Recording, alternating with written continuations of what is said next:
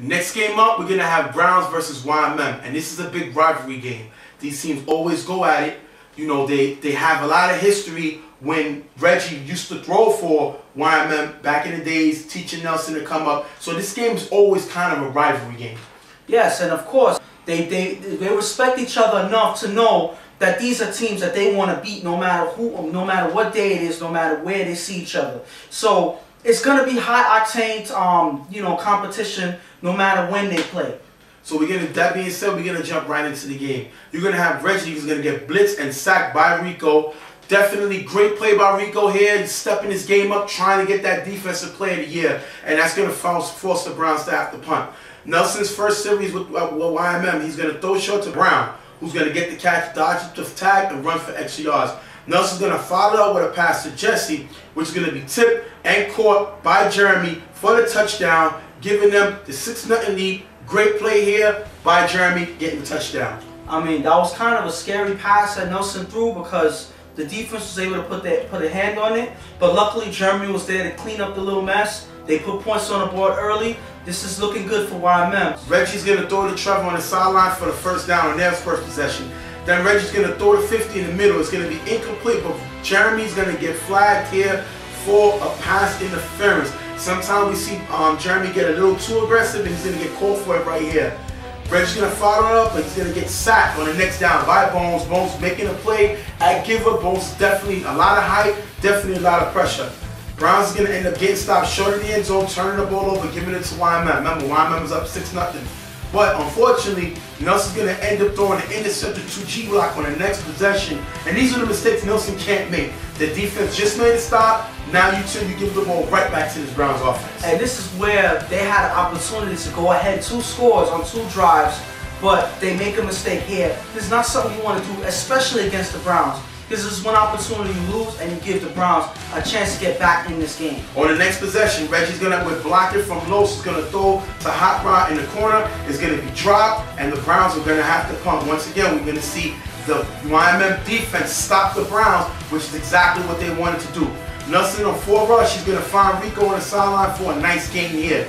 Then Nelson's going to follow up with a short pass to Brandon, but Jeremy was open deep. And these are the situations that they get into that Nelson misses Jeremy, and it definitely frustrates Jeremy. We're going to have to see what happens later on during the drive. YMM is going to end up getting stopped short of the first down and turn the ball over. Like I said, he had Jeremy open. Next down, end up not getting the first down. And this is what usually causes the frustration with Jeremy. And it comes down to Nelson sometimes worrying about the rush. I feel like that's one of his main problems, that he worries about where the defense is coming from and not looking for where everybody's at first and foremost. So this is why he misses sometimes Jeremy being wide open. Jeremy, for some reason, always finds himself wide open in the field and nobody sees him out there. So you kind of understand where the frustration is coming from. Reggie's going to get the ball back for the Browns. He's going to scramble on 4 rush and throw a pass to Puka, but it's going to be picked off here by Jeremy. Hey, I guess Jeremy figured he was open on offense. Why not take it back on defense? He does it here, gets YMM back the ball. They're still up 6-0. And this is Jeremy knowing that he wants the ball no matter how he gets it. He couldn't get it on offense, he finds a way to get it on defense. This is why I like Jeremy as a defender, because he's one to find ways to make plays whenever this team needs it. And then right here is an example of that. I think he's going to be one of the best safeties in the game right now because the kid locates the ball. Nelson's going to get the ball back. He's going to get blitzed by Los and gets the pass up to Bones for a few yards. And I know you want to know why we're talking about this play. He got pressured, didn't throw a pick. Look for his check down receiver, did it, and is able to move the ball here. Nelson's going to throw a pass to Bones. It's going to be tipped, but it's going to be caught by Brandon, getting up the first down as this YMM offense is starting to move. Nelson's going to get blitzed again by Los. Gets the pass off this time to Josh for the short gain. We see the blitz is not affecting Nelson. He's getting the ball off to his check down receiver. Nelson's going to throw a pass to Jeremy in the back of the end zone. It's going to be tipped by the Browns, but it's going to be caught by Bones for the touchdown, putting them YMM up 12-0 at half. Great game so far. They're doing everything that they expected to do this game. And the one thing that you see with Nelson that's a good thing for him, confidence. Nelson looks confident out there. He's not hesitating. He's finding his receivers. He makes a mistake here and there, but he's able to correct it and put points on the board 2 times in the first half. This is YMM. This is YMM at their best. When they're playing this way, they can beat any team, and as you can see, it puts them up against the Browns. Reggie's gonna get the ball. YMM second half, we're gonna get YMM get the ball. They're gonna punt and give him the ball back. Not able to do nothing in that drive. Reggie's gonna get the ball back. He's gonna throw the black in the red zone, but Jeremy's gonna get a handed, and it's gonna be intercepted by Brandon. Once again, Jeremy finds a way to get involved in the play. Gets a pan in right here, gets picked off. Definitely should be up there for Defensive Player of the Year because this kid is playing safety and reading the ball all over the field. And even though his numbers are impressive, his numbers isn't the only story with how well he's been doing on defense. He's been breaking up plays. He's been providing contact to break up plays some more.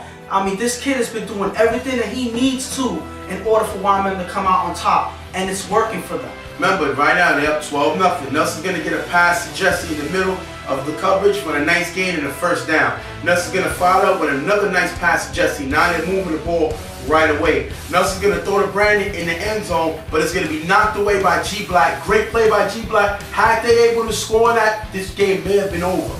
But it's 12-0. Browns are going to end up turning the ball over on. Wyman's going to turn the ball over on down. Reggie's going to get the ball back. Remember, they're down 12-0. Reggie's going to throw short to Puka. Puka's going to get the first down. Reggie's going to throw to 50 in the back. Going to throw a pass to 50. And Jesse's going to break up the play with contact. Great hit by Jesse. This is why they need him, because this guy can find the receiver and make punishing hits. Reggie's going to end up finding a hot route for the touchdown, getting them back in the game. Great throw here, getting his team back in the game.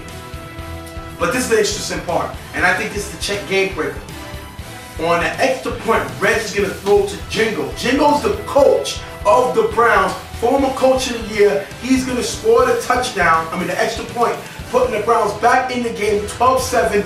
Great play here, great call by Jingo, having them throw the ball to him. Great play here by Jingo. And this is this is probably one of the plays that kind of put the Browns back in this game. When you have your coach coming in and providing a play, putting points on the board for you, that's a confidence lifter. That's a morale boost right there for your team. And this is not something that YMM needed right at this point. They don't know how important that point was. Nelson's going to get the ball back and have nice blocking. He's going to throw deep to Brandon, who's going to make a nice catch for the first down. Nelson's going to follow up with a short pass to Jeremy, which is going to be tipped by Reggie. It's going to be incomplete.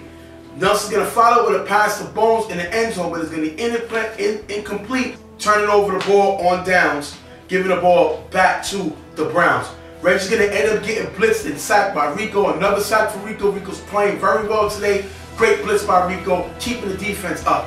Reggie's going to throw deep to Puka, but Jeremy's flagged for the pass interference. Jeremy's second pass interference call. Like I said, at times he gets a little too aggressive, and we see it impact the play here. Reggie's going to get the ball back and throw the Trev in the corner of the end zone for the touchdown, putting the Browns in the lead, 13-12. They trailed all day. They came back the second half, and now they're up 13-12. Nelson's going to have a nice pass to Bones on the next drive for the first down.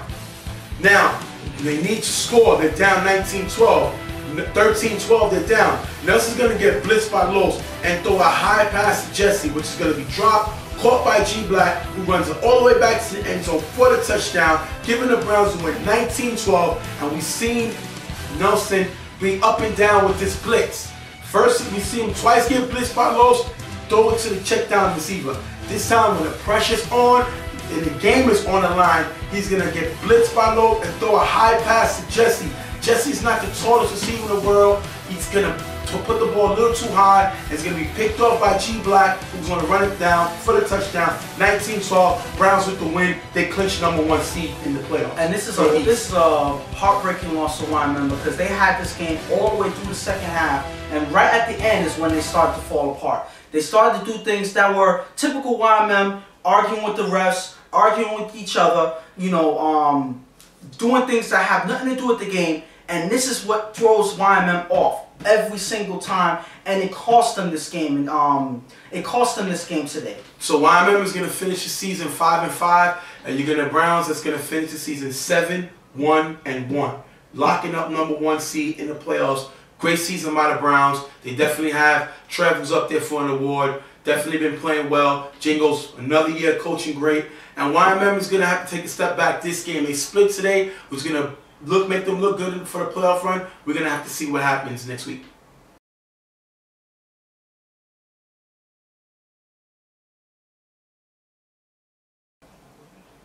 Last game up, it's the big game that everybody was waiting to see. Carver versus Violators. 9-0 versus 8-0. Great matchup. This team has history. They love playing against each other. It gets physical, banger, crazy, wild. This is the, I would say, Mayweather-Pacquiao of the Football League this year. Especially this season, knowing that Carver won a championship last season. The Violators won it the season prior. So now they're battling because they're both in top shape. The Violators are looking like they're the team that played in the championship a couple years prior. So now they're trying to see who's the better team now. Now they have the stage to see who can beat who's going to end the season undefeated. And at the end of the day, this may prove who's going to make it to the championship. And Violators are trying to prove that they're not stepping down nobody. They figure they have a destiny, and Carver is just another bump in the road. It's just another obstacle standing in their way. They respect Carver, but they don't fear them. They feel like they can beat them, especially Fred. I know Fred is tired. If I was Fred, would be tired of being a child of Chuck or Fish. When you hear them two quarterbacks, you don't hear Fred's name. And I would be frustrated if I was him. But we're gonna get an interview from Fred. That's a special treat. We got an interview with Fred at the end. And we also have an interview with Chuck at the end. And we'll get both of the guys' ideas of the game and everything that went on during the game and what they think it means to their team for the rest of the season. Chuck is not here. He's not going to get here until later on in the game. But he's going to start. Angel's going to start for Pams. And Carver's going to end up turning the ball on downs on their first drive. Fred is going to get the ball for the Violators. He's going to throw to a wide open Yomi after a few plays in the end zone, but it's going to be dropped. The next down, Fred goes to Yomi in the end zone again. It's going to be tipped by Danny and caught by Yomi for the touchdown, 6-0. And Danny got to make this play. You're the captain of this defense. You're the headstone. You're the head of this Voltron body defensively. You got to make this pick. And he drops it here, giving them the touchdown. And this is one opportunity you're not used to seeing Carver give up and give the other team an opportunity to score. Normally, Danny's one person that'll stop a play like that. I don't know what's going on. Maybe Chuck is affecting them right off the bat, because this is something that you don't usually see from Carver, and the Violators go up because of it. Next drive, Angel's going to throw a pass to Johnny B for a short gain. Then Angel's going to get blitzed and sacked by Julian. Great play by Julian. Julian was a former player for ball so hard. He joined his Violators team, and he definitely gives them what they need. A linebacker who also drop back in coverage. He plays great this year. Great play, great sack by Julian here. Right now, they have the opportunity. For some reason, Carver doesn't have the edge today, and they're trying to capitalize every chance that they get. On fourth down, Angel's going to try to get the first, but he's going to get sacked by Sean for the turnover. And Sean is a beast. This guy is about 6'2", 6'3", over 240 pounds. He can move that ball giver. He's physical.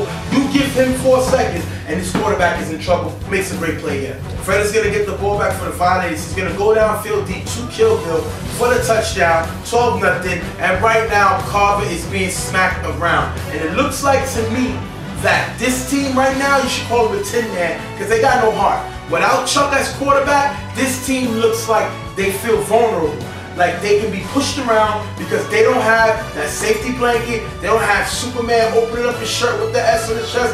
And this team is actually feeling the bullets. 12-0 Violators. And it's not only affecting Carver, it's actually affecting the Violators as well. Now that they see that they can't move the ball without Chuck, they're attacking them. Every chance that they get, they're coming right at them. And it's working right now because they're getting ahead in this game. Angel's going to get the ball. He's going to throw it to Cable Guy on the sideline and called out of bounds. Even this play here, we usually see Carver capitalize on, but this time the play is out of bounds. The ref was on it, called them out of bounds. These are plays that we see Carver usually make, they're not making here. And on the next down, Angel's going to get blitzed by Mimi and sacked by Sean. Great play by this defense, attacking Angel because Angel's not Chuck. Great play by this defense. And not to take anything away from Angel, but right now it's not working. And I feel like Chuck's absence is affecting every part of Carver's game. And the Violators are fired up. They're attacking Angel. They're seeing that that Angel's gonna make mistakes if they keep the pressure on them. They are, and Carver can't do anything at this point. Angel's gonna get the ball on the fourth or third down. He's gonna throw the boo for the short gain in the first down, but they're not able to capitalize. Other than that, unable to really move the ball. Carver's gonna end up having a punt, and this would be right now Carver's third possession, I'm sorry, that they was not able to put up points, and they have to punt.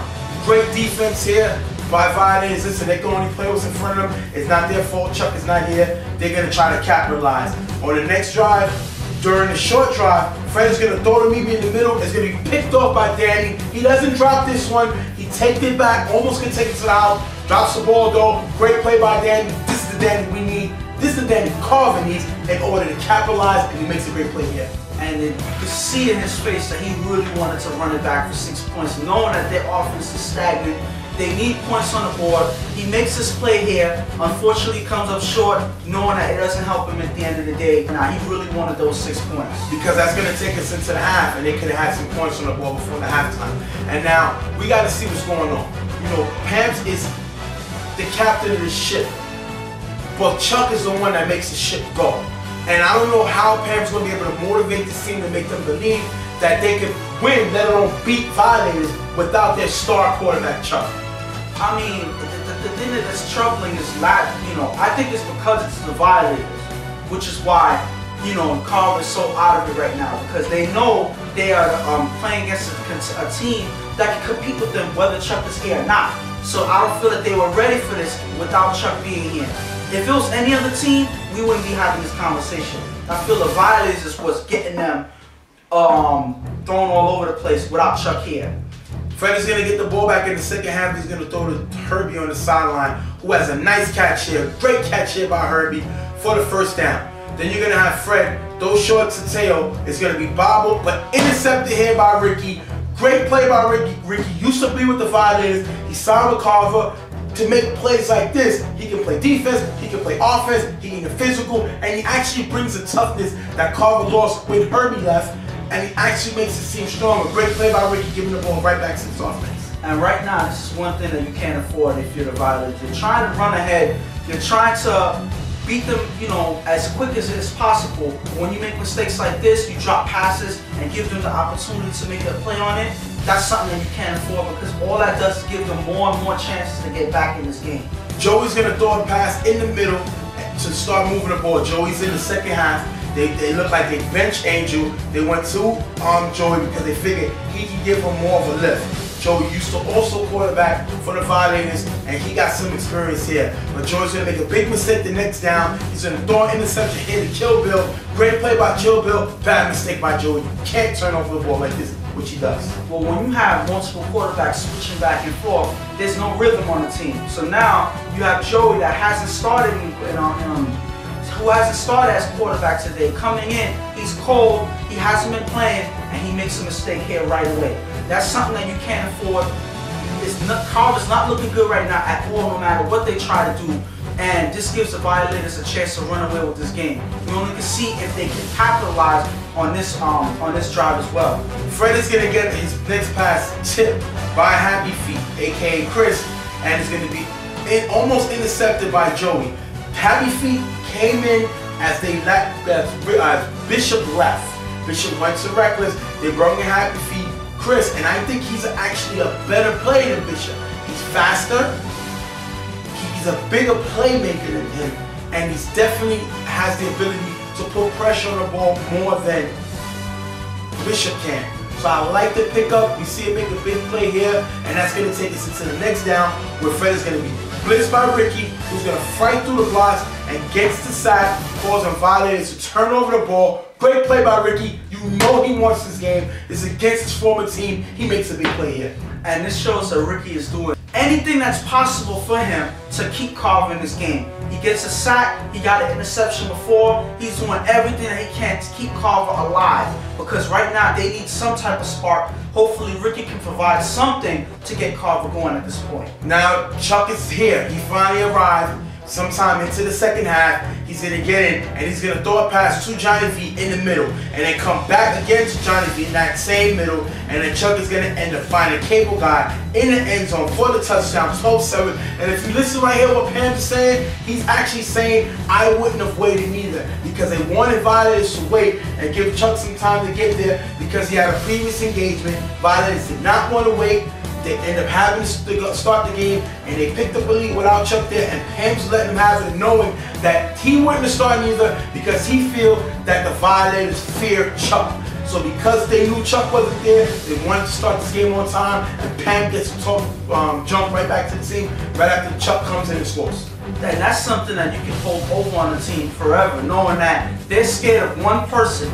That one person can come on the field and change the whole momentum, he the does. whole atmosphere of the field, He scores. on both sides of the field. Because it actually changed the Violators, you know, it changed their atmosphere as well. They weren't as confident, they weren't as loud, they weren't as aggressive, I would say. Because Chuck came in and the whole atmosphere changed. Their defense had lapses, they had gaps. Chuck was able to get a score within 3 plays.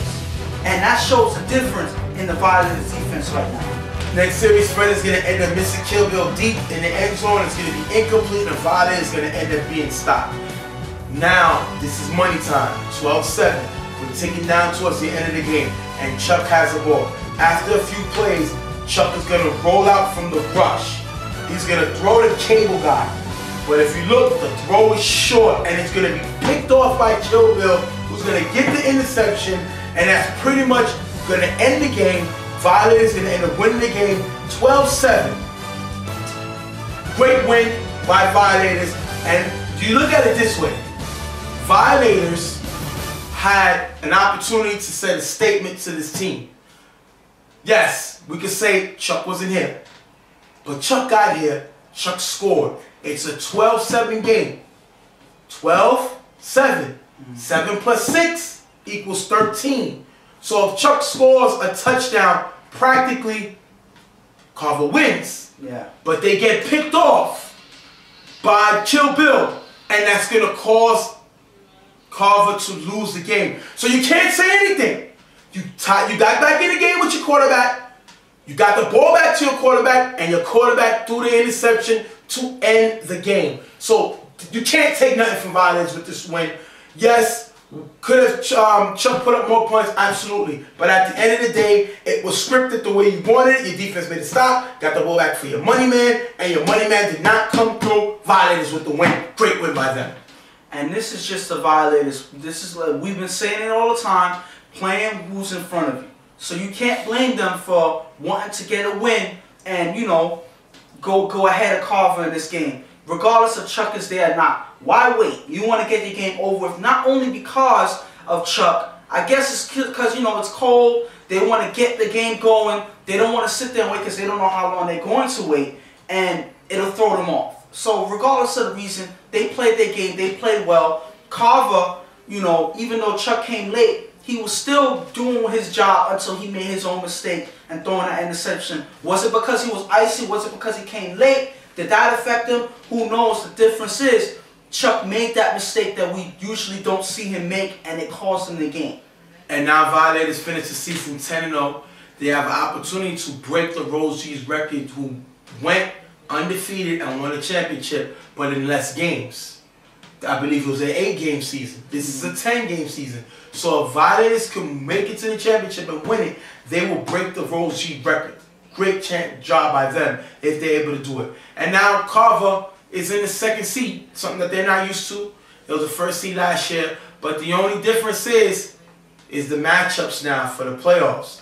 Carver now has Street Fam instead of Reckless, which I think Pans will prefer because Reckless has more weapons than Street Fam. But that remains to be seen. We're going to have an interview here with the captain of the team, Danny, of the Carver defense, Danny, and we're going to have the reigning championship MVP, Joe Blow. We're going to get words with them on the sideline. That being said, they did their homework. They know about Shy. You know they're ready to face this team. And they faced them already. Right. So they pretty much know who's on their team, who's more of a worry, who to worry about, who to stress, who to lay off, So I feel at the end of the day, they already did their homework from playing them already. And then they did more research watching them play a little bit more. Because a lot of these guys actually watch the show, they watch the games, they stay late to see who's going to come up, who's their stars, who's not. So I feel like at the end of the day, they'll be prepared for this game. You know, at least with Reckless, it was unknown because you don't know what Reckless you're going to get. Whether it's going to be the Reckless that can beat any team or the Reckless that shoots themselves in the foot. And you'd rather go with a sure thing than an unknown. And Reckless right now is unknown. They prefer to play Street Fam at this point. Well, that being said, we're going to get to the interview we have. We got Chuck on the phone. We're going to get to the interview. We're going to see what he says. Yeah, great interview. He's keeping it real. We had a little jokes back and forth. But, you know, the guy's ready to go. You know, he knows that this team needs him there in order for them to win the championship. And, you know, I have to call him on his stuff because we got to keep it real. Without Chuck, there is no coffee. But he actually admitted that after, you know, he came out and said it. He said, you know what? He sees how they are without him. He sees that they're not the same team without him. So he has to make sure that he's there. At least to rally the troops and make sure that they're on the right page. Because, you know, even he can't deny it anymore how much he affects his team. He changes the game just by being there.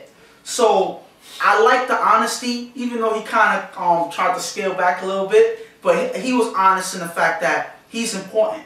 You know, he is the heart of this team, and he can't deny it anymore. And I appreciate that stuff about the All-Star game. We're going to talk about that later on. And then we got another interview here with Fred. Nice treat. We're going to hear what Fred has to say right now. You know, being a little modest, you know, but he's here on a mission. And you got to respect him for that. Definitely knows what he wants to do. Me personally, I don't consider it being modest. I consider it being humble. He's one person that doesn't have a big head. He knows that at the end of the day, he still has a lot of work to do. You know, he feels like when you ask him about the whole Fish and Chuck conversation, he says he's not there yet. He still wants to learn and improve. You know, eventually soon he wants to be in that conversation, but he's not going to say that, oh, he's better than everybody. I kind of like that honesty because that shows humbleness and knowing that he's going to keep working harder, and he's a fighter at the end of the day. That being said, we're going to end up the show, but we're going to have a special treat for you after this wraps up. We're going to do the UFL matchups, the playoff matchups, and we're going to have me giving you the tips that I think these teams need from 1 to 8 in order to beat the other team. I did the research, I did the studying, I looked at the numbers, I looked at everything, and I'm going to give you my own personal ideas of what needs to be done in order for these guys to win these games. And hopefully you also see sometime this weekend the All-Star video for the East. You see the starters and the reserve for the first time ever. We usually show a few players, but for the first time ever, the UFL will be showing the starters and the reserve on one video for the East, and next week you'll see the video for the West. And I'm excited about that. So, that being said, you'll probably see the top 5 plays also a little while after this. So it's exciting. You'll see a lot going on this week, man. So check, like I said, you watch the first half of the video. You watch this half of the video. We're going to wrap up the show, and you'll have me on my special segment letting you know the UFL playoff matchups. I think I'm excited. I know you're excited. So let's get ready for this ride. So we're going to wrap up the show. That being said, watch right after for the UFL playoff matchups, and you'll get the game from there. That being said, I'm Stephen J. And I'm Ghost. We're going to see y'all next week. We'll be able to know who's left in the playoffs, who's been around, who started the first team R&R, and all that good stuff. So we want to thank y'all for being with us, and we'll see y'all next week. I'm here with Carver Mob coach, Coach Pams. Tough Floor say, what was the situation? What happened today? Chuck didn't get here. Bottom line, we played another good D to win the game. We just need Chuck here. And then we still had a chance. Chuck threw an interception. That's why I'm not mad. When my best did it, who cares? Now we got a few things that actually won. It looks like without this Chuck or bust, it looks like your team not only because of Chuck's talent at quarterback, it looks like your team don't have no confidence in themselves when he's not here. Does that say something about your coaching? Nah, that just say that Chuck is the best. Straight up. Chuck is the engine. It ain't me. Everybody's think, oh, it's Pam's when I went away. Pam. It ain't me, it's Chuck. You see when Chuck got here, the smiles came on. Nobody cared about who was in the game. It's Chuck. It ain't me. I'm just here to make sure everybody get here. This was your actual first loss playing. You took a loss last season on the forfeit, the game you didn't really need. Yeah. You took a first loss. How does it feel getting your first loss in this league? Like any other loss. When I know I'm supposed to win, it hurt. But you know what? At the end of the day, they got to come to us for that chip. They're not that good on camera. Was it do you think it was a statement game that they wanted to make to you guys, showing you that they're not scared to play the Carver Mob? Nah, that wasn't a statement game. If you wasn't scared, you would have waited for Chuck. I wait for everybody. I wait for everybody. Proven fact. I won't start no game. That's a fact. Even if people need help with referee, I help pay. Proven fact. When you want to play the best, you say, yo, I'm not gonna go in a chip, and I know they quarterback. Nah, we waiting. Kill Bill seemed to give your team problems. You had 2 interceptions, both on your quarterbacks, even with Chuck coming in last thing of the play. Did you maybe not come in with a good strategy, knowing how you want to attack their defense? Nah, that play with Kill Bill intercepted Chuck. He missed Joe right here, standing by himself, first down. And it was a minute left. I don't know what kill we was going for. And I had every catch on that We drive. wanted to score and leave them on the field, and that was the play we should have took. He missed it. The great one make a mistake. See y'all? Y'all play good D, y'all could beat Chuck. Y'all can. We've seen Chuck, this is his second year here. We've seen him look downgraded. He's throwing more interceptions this year than he did last year. People saying he's hurt. Are you thinking that Father Time is finally catching up with your engine? That's what you said. Eventually, when the engine in the car starts breaking down, it's time to get a new one. You said Chuck is your man. Chuck goes down, and Chuck is done. Is that the end of Carver? I'm Mr. TFL, it's never the end. And Chuck, 50% is better than any quarterback in the city. 40%. Y'all see him. Don't judge him by a record. And he's hurt. No. And he's hurt. Well, everybody know that. He's hurt. Right now you play Street Fam, it looks like, first round of the playoffs. It kind of worked out better for us then. Street Fam has what could be the MVP of the league, Shy. The guy's been all over the field, both sides of the field. Do that concern you, being that the quarterback is kind of injured and your defense has been the money on the team, but they have not played a guy that's able to find the ball as Shy is? Did I get that one? I don't even know who Street Fam is. I know who he is. I don't know who Shy is. I watched Tuff. Let Joe, yeah. Joe can take that Shy's one. a great player. I'll tell you nothing, but let me tell you something right now. One man will not beat Carver. Listen, man. I feel, a team effort to beat Joe, us. I feel that it kind of worked out. Listen, I'm a guy about strategy. I wanted to win the game, but let's be serious. Reckless posed more of a threat than Street Fam to me. Reckless got veteran players, okay? I'm more of a strategic guy. I'll take a loss to win the bigger picture. Not saying I took that loss on purpose. They beat us straight up. They beat us. Hands down, they beat us. Let's speak to your defensive captain real quick. 12 points and you lose.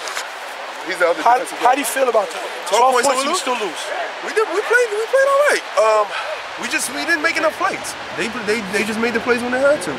Our defense, I said we played good. We shut them out in the second half. We gave them a couple of We gave up freebies early. 2 freebies early, so it kind of like hindered us. And then we didn't make our plays on offense. So and we're confident. You watch your show. So you do your homework, you know the players. Yep. Told Pam's already. Joe's able to kind of answer what's your strategy. You're gonna look like you're playing Street Fam in the first round. They have Shy. You know Shine, he may be the MVP of the league. He's able to find the ball. They also have tight end who's able to get the ball. He's about 6'4". So that alone, and with Spaz, who everybody says has the talent to be good at quarterback. What do you think strategy as far as defense? Does that team offense scare you? well, no offense scares us. Honestly, if we come out to play and we play defense, we're not scared of anybody. Only thing is now when we go, we got to look at the film. We've played against the quarterback before. You played against Street Fam with Sarge Stone. Yeah, no, but we played them okay, in but as far as the rules here, you played them, they gave you a tough game, but with Sarge Stone. Right. Now you got Spaz Stone against you, but the team has athletes. But we've seen you kind of struggle during the game, but now that you're going to have a week to study the team, what do you think that does for you strategy-wise? Well, we played them already, even though we played them with Sarge. But so we know who, like, basically is their athlete, their go-to guys and stuff like that. So now, basically, all we got to do is play off of that. So now we keep on. We're like the Seahawks. You know what we're gonna come out and do. We just got to make the fight. It's the playoffs. And it's the playoffs. We're used to it. Let me tell you something. They have to be ready for us. Yes. Because we're gonna be attacking. There's no wait for the next play or the 2 possessions. It's the playoffs. Everything goes up another notch, and for us, we've been there. So we know what to expect. Do they? We're coming in. I feel like we jump on them quick. Yeah, we're coming in trouble. like it's a regular game. Right. These guys come in against us. A lot of teams, I'm not saying them, but a lot of teams come in like, oh, it's the playoffs, and we playing conference, so now we got to show and prove. Some people come in happy that, oh, we only lost by 14 and all that. We not coming in like that. We coming in ready to jump on you early, like we always do. We score, put up 8, score, stop you, score, put up another 8. Now you're behind 3 scores. Last question. You made the All-Star team. We seen you win. First of all, give us your age. 41. 41. We seen you win championship MVP last year. We seen you go to the All-Star team this year at 40. I mean, what does that say about you? What does that say about you? Never get old. Nah, it's just my passion for the game, Jay. Like when I stop loving this, and it's not fun no more, then I stop playing. But I feel like I can compete with the best out here still. So once that, once I can still do that, I'm out here. And I'm sorry to say, just to add to that, he won't be playing in the playoffs. I mean, in the All-Star game because we'll be waiting for the championship. It's a confident bunch, but they didn't look confident today when they took that loss. So sometimes too much confidence get you into bad places. We're gonna see how on the site. Carver with the loss today. They lose to Violators, 12-7. I'm here with Jomi, coming off of a big win against Carver. They take first place and they still have the opportunity to beat Rose G's record for being undefeated in the season and winning the championship. What pressure did you come in playing against the defending champs? I'm just here so I won't get fined. How does it feel with you and your brother actually making it to the All-Star game as starters? The second time it happened, because you have Bones and Mini Bones, his brother, making the All-Star team also for the East. How does it feel to see both of y'all able to make it to the All-Star game? I'm just here so I won't get fined. Okay, no more. A lot of people slept on you. You're coming back this year, and you're also up there for Comeback Player of the Year. You told me your quarterbacks went down. That's why you struggled last year. What difference did it make having Fred come back this year? It make no difference. I just played my game, that's it. How does it feel to be nominated in the All-Star game with your brother, a guy that you grew up playing under, being able to have your own shine, but also make the All-Star game with him? No difference, man. I felt like it's always gonna happen. There was no difference. It was only about time. It was gonna happen eventually, basically. That's all it was. How does it feel watching your little brother step up and get the shine that you always knew he was capable of getting? Great, but I'm just here so I won't get fined. All right, I'm gonna thank y'all for being here. Yomi did not want to take an actual interview, but I appreciate his brother going on and saying something to the league and letting us know how he feels about that, making the All-Star team. We're gonna see y'all in the site.